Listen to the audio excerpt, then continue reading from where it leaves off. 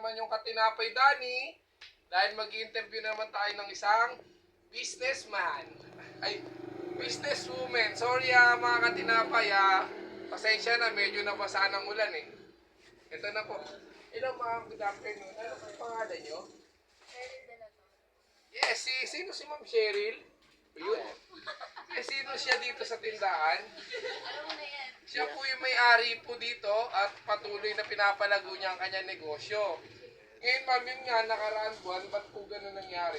Medyo sabi daw nila bagsak. Dahil sa ulan ko yan, benta dahil tamad lumabas ang mga tao. Ano ginawa niyong diskarte dun ma'am para lumakas? May promo ba kayo rito?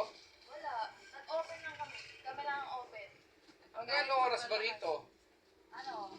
7 to 10. Ang buti dito, yung tawag dito, 24 hours. Hindi. Delikado. Delikado ba rito? Hindi kasi ang bandang pilan na to sa dulo. Tsaka sa Misa Uyo, no ma'am, no? Ano po mapapayo nyo ma'am sa kapwa natin negosyante para yan rin di mawala ng pag-asa dahil nga yung iba bumagsak eh. Ayun. Sa mga gusto mag-business, try. Until okay, succeed, okay? Alright. Mga Katinapay, meron naman tayo natutunan Sana mag-comment kayo dyan na maayos. Tsaka para bigyan nyo na rin kaming star.